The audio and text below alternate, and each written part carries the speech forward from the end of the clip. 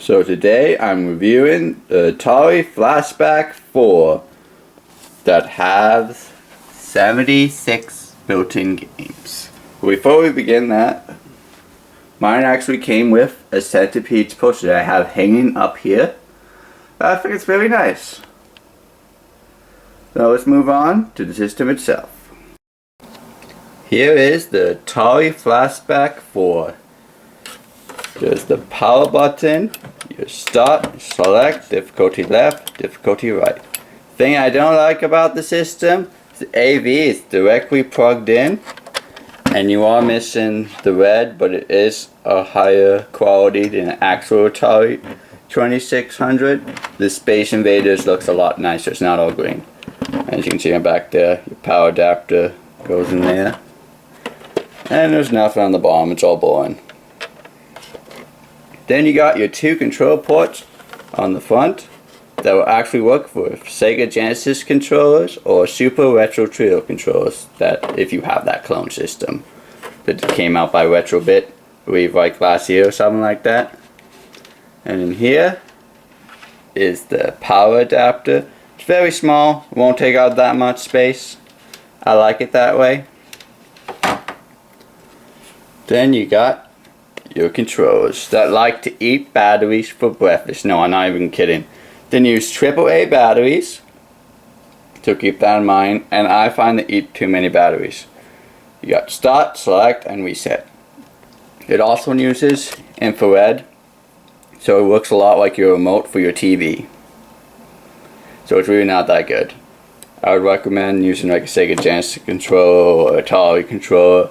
Anything but these, because they eat batteries unless you want to spend lots of money on batteries. And then player 2 doesn't have any of that start, select, and reset.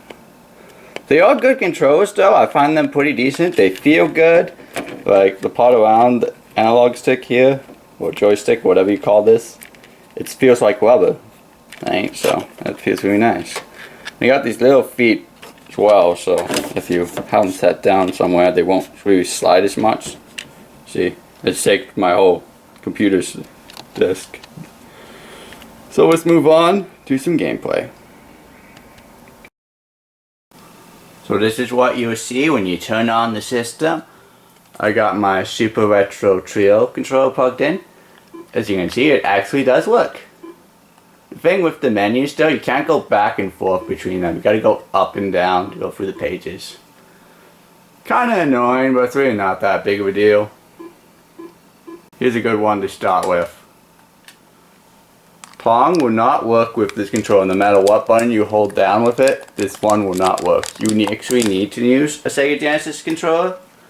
Not all the games will work with the Super Retro Tric3 Controller. Actually need to, oops, I bumped the camera there, sorry for that.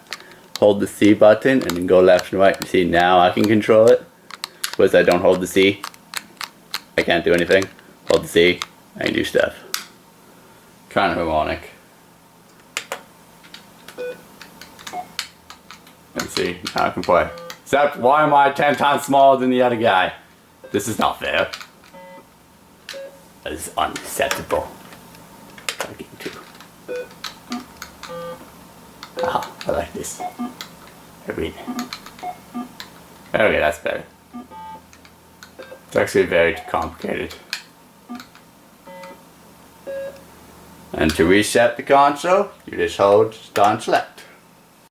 See, with this controller, move back and forth and then you use B. Pretty simple. And it's Space Invaders! Who doesn't like Space Invaders? They shoot some aliens in the face, murder them. It's pretty fun. I enjoy this. Maybe a little too much, actually. Ah, okay. To pause, you gotta hold B and select, and then you pause. And I believe on pause it is. What do I press? Do I press the same thing again?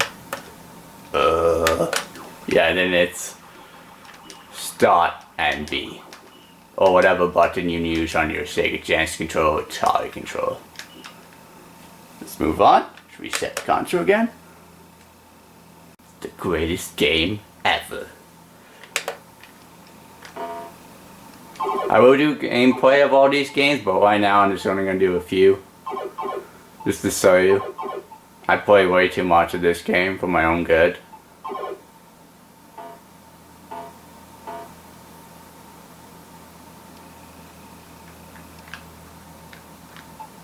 And it works.